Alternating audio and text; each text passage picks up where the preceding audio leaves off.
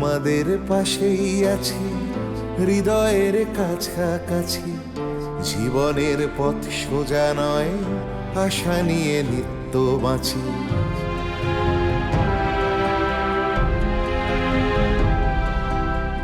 শিক্ষা ছড়িয়ে পড়ুক ভেদাভেদ শূন্য করে, এ বেলা নাই বা জুটুক, ও বেলা জুটতে পারে। বিপ্লব আসছে দেখো নারী, তুমি পিছিয়ে জানি, জ্বলে ওঠো নিজের আলোয়, মুছে দাও দুঃখ গ্লানি। এভাবে আর থেকো না হাহাকার জড়িয়ে বুকে, আমি হাত বাড়িয়ে আছি, সাড়া দাও আমার ডাকে। আমি হাত বাড়িয়ে আছি, সাড়া দাও আমার ডাকে।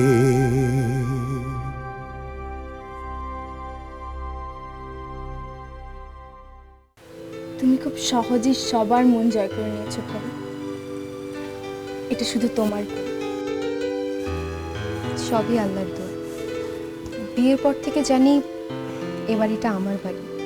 এ বাড়ির ভালো মন্দর সঙ্গে তো আমার জীবনটাও জড়িয়ে গেছে। আফসোস কি জানো ভাবি, সবাই যদি তোমার মতো শ্বশুর বাড়িটাকে নিজের বাড়ি বলে মনে করত, তাহলে সংসারে কোনো ঝড় অশান্তি কিছুই থাকতো না। কোনো কিছুই তো একতরফা হয় না আপা। শ্বশুর বাড়ির মানুষদেরও ভালো হতে হয়। একটা মেয়ে অচেনা অজানা জায়গায় এসে পড়েছে, সে তো কাউকে চেনে না। শ্বশুর বাড়ির মানুষদেরও তো উচিত তার পাশে থাকা। তাও ঠিক, তোমার কথাই দেখো না, তুমি কি চাওনি শ্বশুর বাড়ির মানুষদের সঙ্গে মানিয়ে গুছিয়ে থাকতে? তুমি কি পেরেছ? পারলাম না ভাবি। অনেক অত্যাচার সহ্য করেছি, কিন্তু তারপরেও সংসারটাকে মাথায় করে রাখতাম। কিন্তু কারোর মন পেলাম না। উদয়স্ত খাটতাম, তখন আমি ভরা পোয়াতে, দুবেলা পেট ভরে খেতেও দিত না। একটা কথা বলবো আপা, ফুলমিয়াকে কিছু বলতে পারতো না? উনি তো তার আব্বা আমাকে বোঝাতে পারতো। আমার শ্বশুর শাশুড়ির দাপটের সামনে সবাই কেঁচো হয়ে থাকতো। ওরই বা দোষ দিয়ে লাভ কি? বেকার স্বামী, ওই বা কি করবে? যতই স্বামী প্রতিশ্রুতি পেত, ভাত কাপড়ের দায়িত্ব তার, কিন্তু সব তো শ্বশুরই দিত, তাই সব জোর শ্বশুরই ছিল। তারপর তুমি চলে এলে। আমি তো আসতে চাইনি ভাবি, কিন্তু আমার যখন বাচ্চার হয়, তখন আমাকে আমার শাশুড়ি আমার বাপের বাড়ি পাঠিয়ে দেয়। আমাদের মেয়েদের এই একই দুর্দশা, হয় শ্বশুর বাড়ি নয় বাপের বাড়ি। এক্ষুনি? হ্যাঁ, তা নয় তো আবার কি করবে? বিকেলবেলা একটু গাটা ধুয়ে নিও। শোনো, আমি তোমাকে খুব সুন্দর করে স্বামী সোহাগী বেড়া বেরিনি বেঁধে দিই। দেখবে সন্ধ্যেবেলা ভাইজান এসে তোমার সাজুগুজু মুখটা দেখে একদম খুশি হয়ে যাবে। আমার লজ্জা করবে না? মা, এতে লজ্জার কি আছে? এটাই তো শহরের দস্তর। তাছাড়া তোমার যদি ইচ্ছে করে, তাহলে ভাইজানের সঙ্গে সন্ধ্যেবেলা হাত ধরে বুড়িগঙ্গার পাড় থেকে একটু ঘুরেও আসতে পারো, মেম সাহেবদের মতো। আমার বই গেছে। আচ্ছা, ওদেরকে কোনো লজ্জা শরম নেই? সবার সামনে হাত ধরে ঘোরাঘুরি করে। দরকার নেই মেম সাহেব সেজে, আমি এই গেয়ভূতি ভালো। তোমার ভাইজান পছন্দ করুক বা না করুক, এটা আমার বই গেছে। আমাকে সেরা কতখানি থাকতে পারে সেটা আমার জানা আছে।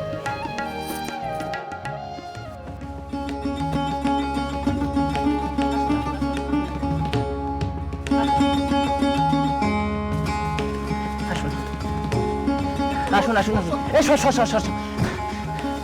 আমার ছেলেটাকে বাঁচান, আমার ছেলে, আমার একমাত্র ছেলে, আমার ছেলেটাকে। আমার কাঁদছ কেন? ওরা সাক্ষাৎ ভগবান। ওরা তোমার ছেলেকে জমির হাত থেকে ফিরিয়ে নিয়ে এসে দেবে। ওনার সাক্ষাৎ ধন্বন্তরী। বক বক করবে নাকি রোগী দেখতে দেবে? আমার ছেলে। চলো রোগী কোথায়, চলো দেখি।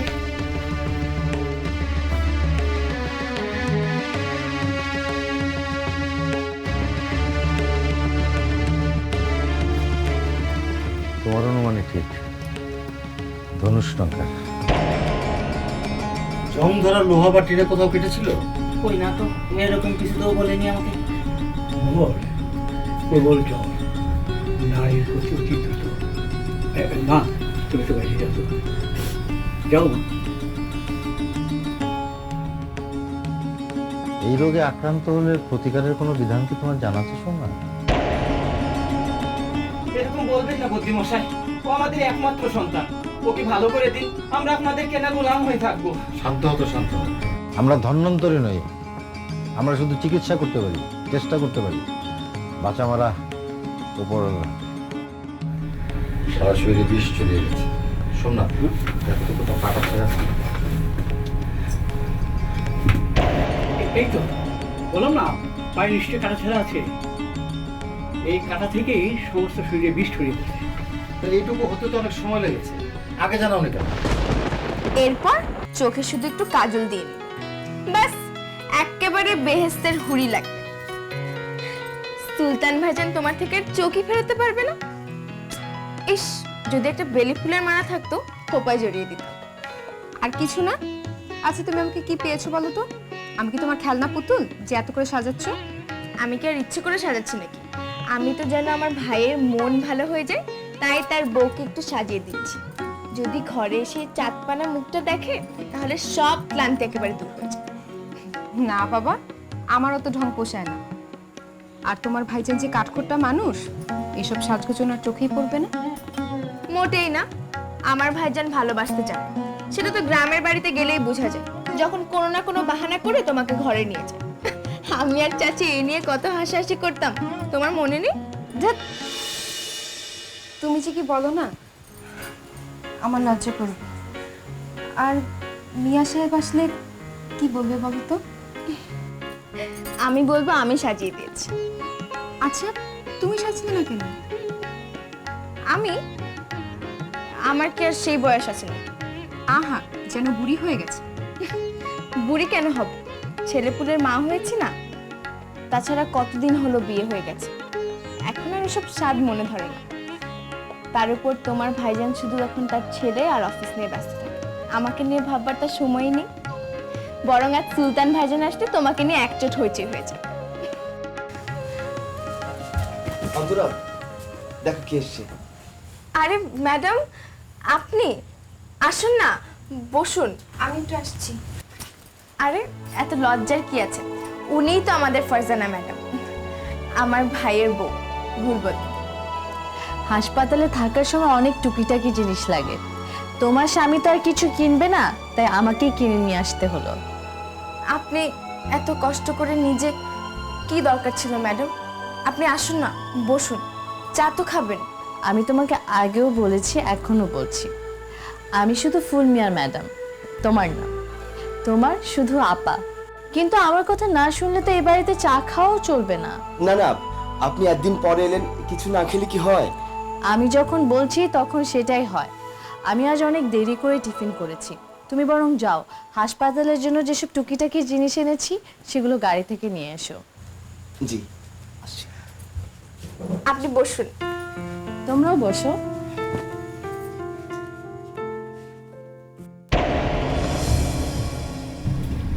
আচ্ছা, বিপদে পড়ে গেল তো। এ ছেলের শরীর অবস্থা তোমাদের খারাপ হতে শুরু করেছে। 2-3 ঘন্টার বেশি বাঁচবে না।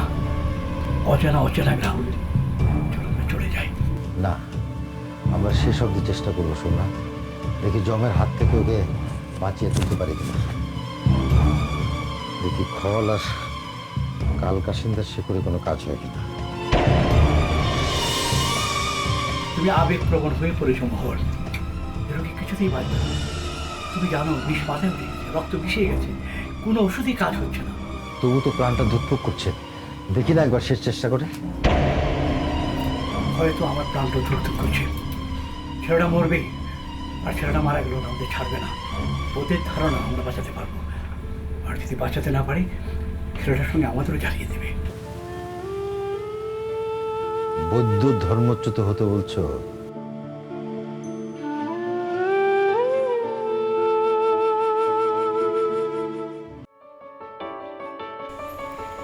ও অন্তরা, তোমার ভাবি বুঝি কারোর সামনে মুখ তুলে না?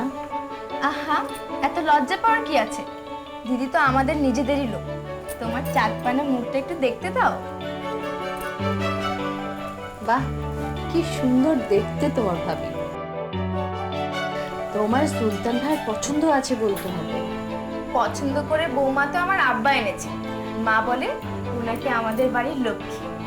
আমাকে দেখি লজ্জা পেও না, আমি তোমাদেরই একজন। কিন্তু খালি হাতে তো এমন মেয়ের মুখ দেখা যায় না। আমি আবার আজ তৈরি হয়েও আসি। আপনাকে কিছু দিতে হবে না আপা, আপনিও খুব সুন্দর। আপনাকে কিছু দেওয়ার তো আমার সাধ্য নেই, তাই দেয়া নেওয়াটা কাটাকাটি হয়ে যায়। বাহ, বেশ বলেছ তো। আমি ভেবেছিলাম গ্রামের মেয়ে শান্তশিষ্ট বোকাশোকা হবে। তুমি হয়তো বা শান্ত, কিন্তু বোকা নও। মুখে বেশ বুলিও আছে, এটাই তো দরকার। মেয়েরা কি সারা জীবন মুখ বুজে মার খেয়ে যাবে নাকি? তোমার বুদ্ধিও আছে মনে হয়। যার এত রূপগুণ আছে তাকে তো সবাই ভালোবাসবেই। আর আমি বড় বোন হয়ে ছোট বোনকে কিছু উপহার দিতেই পারি, যেটা ফেরতযোগ্য না, শুধু ভালোবাসার উপহার। আর আমি আশা করব তুমি তাতে আপত্তি করবে না। বড়দের মুখের ওপর না বলতে আমি শিখিনি আপা। বাহ, তোমাকে কিন্তু আমার বেশ ভালো লেগেছে। আর অন্তরাও অনেক ভালো মেয়ে। তোমরা ননদ ভাজে ভালোভাবে থেকো। আর যদি কখনো কোনো প্রয়োজন লাগে, তোমাদের এই আপা তোমাদের সাথে আছে। কেমন? মনে রেখো।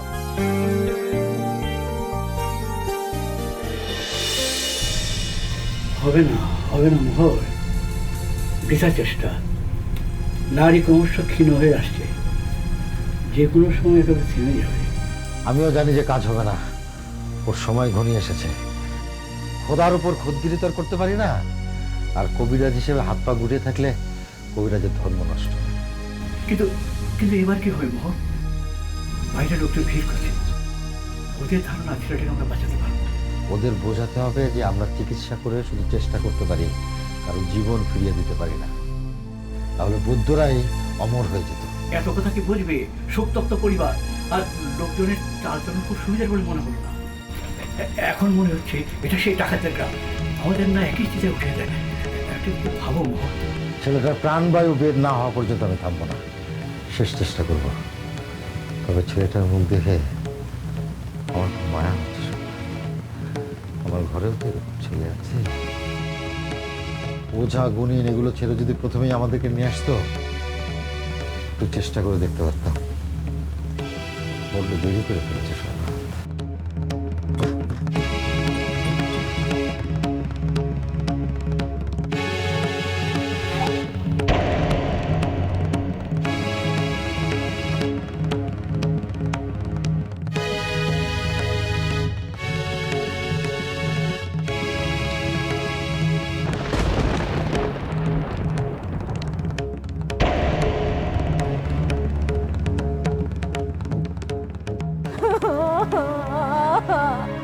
আহা, কাঁদছো কেন? বললাম তো তোমার ছেলে ভালো হয়ে যাবে। ও তো দূর থেকে কবিরাজ নিয়ে আসলাম, একজন নয়, এক জোড়া। মোহর কবিরাজ আর সোমনাথ বলতেন নাম ডাকতো, এক ডাকে সবাই তাদের ছেলে। শুনলে তো, এবার একটু শান্ত হও। কি করে শান্ত হবো? ওরা যে বললো দেরি হয়ে গেছে, আমার ছেলেকে বাঁচাতে পারবে না। বাঁচাতে পারবে না মানে? তোমার ছেলে কিছু বলে ওদেরকে ছাড়বো নাকি?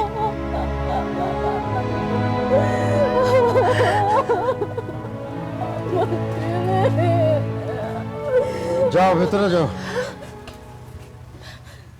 পারলাম না। পারলাম না মানে? আমার ছেলে পারলাম না মানে? আমার ছেলে পারলাম না মানে? মরে গেছে নাকি? এত দেরি করলে তোমরা? জমে মানুষে অনেক টানাটানিতে হলো, ওর কপালে বাঁচা ছিল না। অনেক তো চেষ্টা করলাম। ছেলেটা মরে গেল আর আপনারা কিছুই করতে পারলেন না। কিসের বড় বুদ্ধি আপনারা? অনেক আশা নিয়ে আপনাদের কাছে এসেছিলাম, আমার ওই একমাত্র ছেলে। দেখো ভাই, তোমাদের কষ্টটা আমরা বুঝতে পারছি, কিন্তু আমরা তো ভগবান নই। আমরা চেষ্টা করেছি, শেষ অবধি চেষ্টা করেছি, কিন্তু এত দেরি করে ফেলেছিলে তোমরা যে আমাদের কিছু করার ছিল না। তুমি ডেকেছিলে বলে অনেক দূর থেকে ছুটে এসেছি। রোগী দেখেই বুঝেছিলাম ওর বাঁচার আশা নেই, তবু আমরা পালিয়ে যাইনি, চেষ্টা তো করছি। ওসব ছেলে কথা আমরা শুনবো না। আমরা ডাকাত, এটা ডাকাতদের গ্রাম। এখানে মানুষ হয় মারে নয় মরে। তোমরা এসেছিলে আমাদের ছেলেটাকে বাঁচাতে, পারোনি। এখন আমরা তোমাদের ব্যবস্থা নেব। শ্মশানে কাঠের অভাব নেই, ওই ছেলেটার সঙ্গে তোমাদেরকে জ্যান্ত পুড়িয়ে মারবো।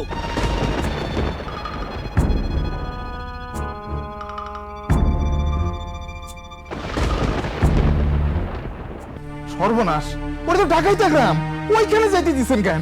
আরে আমি কি যেতে দেওয়ার মালিক নাকি? সে কি আমার কথা শোনে? তুই জানিস না? কি হয়েছিল? কি কে আসছিল? একটা লোক এসেছিল, বেশ ভারী মোটা সোটা দেখতে, খুবই কান্নাকাটি করছিল। এসে বললো যে তার ছেলে নাকি এখন তখন অবস্থা। সেই কথা শুনে তোর কর্তা সোমনাথ দাদা ছুটতে ছুটতে তার সাথে চলে গেল।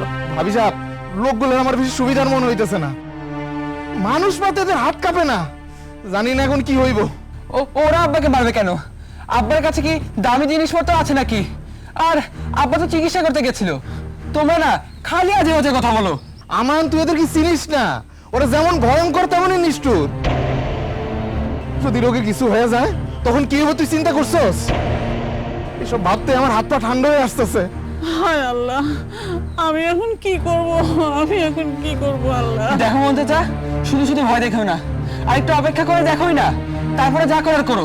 আর অপেক্ষা করা যাবে না, এখন পুলিশে খবর না দিলে পরে দেরি হয়ে যাবে না তো?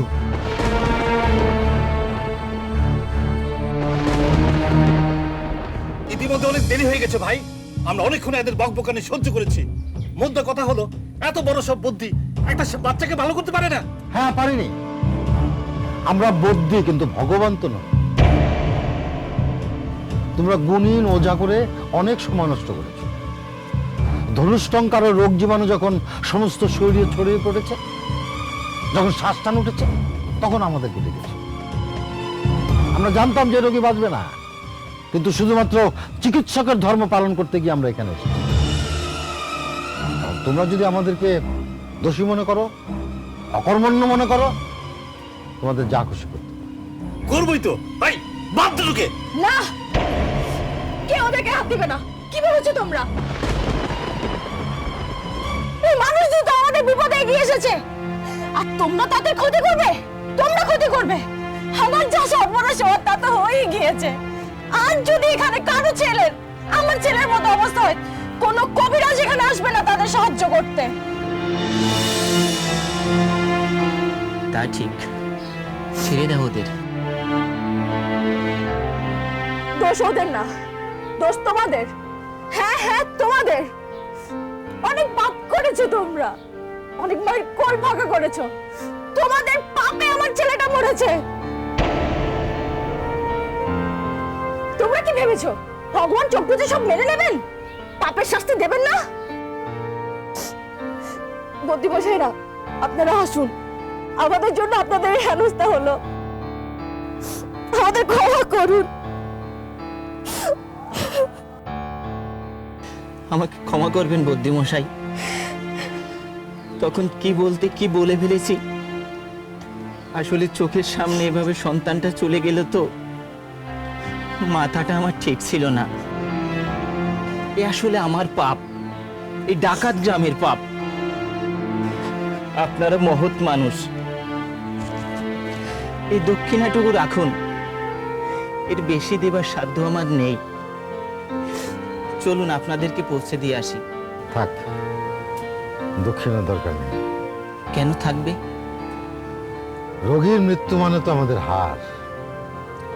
কোন মুখে হেরে পয়সা নেই। আর থাক, তোমাকে যেতে হবে না, তুমি তোমার ছেলের সৎকারের ব্যবস্থা করো। আপনাদেরকে আমার লোকেরা পৌঁছে দেবে। এই তোরা যা, কবিরাজদের নয়নতরা গ্রামে পৌঁছে দিয়ে আয়। দেখিস পথে যেন কোনো অসুবিধা না হয়। আপনারা আসুন। নমস্কার। আসে মা, এসো সব।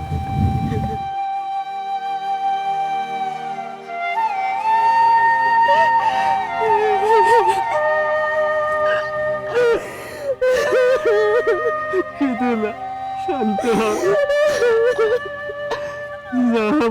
হয়ে গেছে।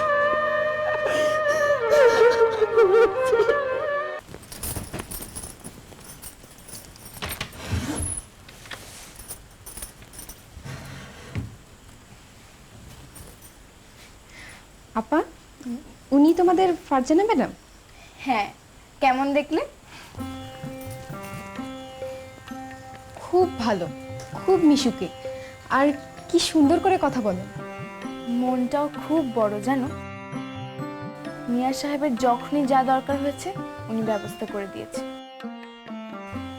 আর ফারজানা ম্যাডাম না থাকলে তো আমার ছেলেটার অপারেশনই হতো না। শুধু কি তাই, কত দিকে তার খেয়াল আছে বলো। তুমি হাসপাতালে থাকবে, সেখানে কি কি লাগবে সেটাও তার খেয়াল আছে। এত শিক্ষিত আর এত বড় লোক, বলতে গেলে উনিই তো ফুল মিয়ার মালকিন। কিন্তু দেখো, এতটুকু অহংকার নেই, একটুও দেখনদারিও নেই। সে তো নিজের চোখেই দেখলাম, মনে হলো উনি তোমার বড় বোন। আমাকেও কত সহজে মেনে নিলেন। আমার তো প্রথমে খুব ভয় হয়েছিল। আচ্ছা আপা, ওনাদের জীবনের সঙ্গে আমাদের জীবন কত আলাদা, তাই না?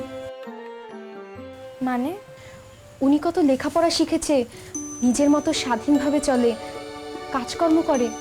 মিয়া সাহেব বলে উনি নাকি সাহেব মেমদের থেকেও ভালো ইংরেজি বলে। কোর্টে যখন প্রশ্ন করা হয় তখন নাকি জজ সাহেবও ভিমরি খেয়েছে। সে তো খাবেই, জজ সাহেবেরই বা দোষ কি? কত সুন্দর মহিলা তার সামনে বক বক করছে, আর্জি জানাচ্ছে, তার মনে রং ধরবে না? হ্যাঁ, তা তো বটেই। উনি অনায়াসে পরপুরুষের দিকে চোখে চোখ রেখে কথা বলতে পারে। এতটুকু লজ্জা সংকোচ নেই, অপরাধীরা পর্যন্ত তার জেরার সামনে ভয়ে কাঁপে। আমরা যদি লেখাপড়া শিখতে পারতাম, পাঠশালায় পড়ে অক্ষর জ্ঞান নিয়ে কি কিছু করা যায়? কি বলতে চাও ভাবি? তুমি কি ফারজানা ম্যাডামের মতো জজ ব্যারিস্টার হতে? না না, অত বড় স্বপ্ন আমি দেখি না, আর দেখতেও চাই না। আমি তোমার ভাইজানের বউ হয়েই বেশ আছি। তাহলে আবার এসব কথা উঠছে কেন? আমাদের মতন গরিব মেয়েদের মন দিয়ে শুধু সংসারটাই করতে হয়, এটাই সবচেয়ে বড় গুণ। আর লেখাপড়া করা বউদের কজনই বা মেনে নে বলো? আমার শ্বশুর বাড়ি মেনে নিত।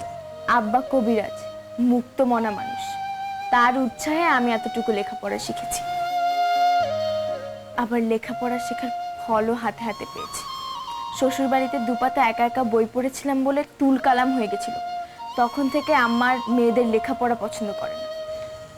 কিন্তু কমলা, তোমাদের সবার যখন আপত্তি, তখন না হয় নিজের উপরই পরীক্ষা করব। কিন্তু একটা জিনিস কেন বোঝো না, যে তোমরা যদি আমাকে সাহায্য না করো, আমি নতুন ওষুধ তৈরি করবো কিভাবে? কোন ওষুধের কি কাজ সেটা বুঝবো কিভাবে? ওষুধের প্রতিক্রিয়া, পার্শ্ব প্রতিক্রিয়া না জানা থাকলে ওষুধ তৈরি করা যায় না। তবে এটাও ঠিক, এটাই হবে আমার শেষ পরীক্ষা।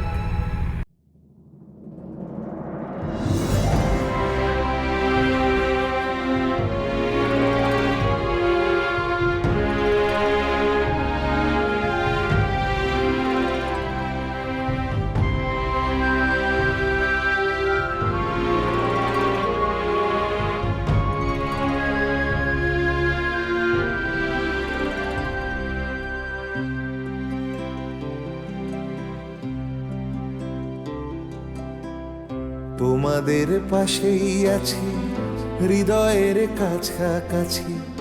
জীবনের পথ সোজা নয়, আশা নিয়ে নিত্য বাঁচি।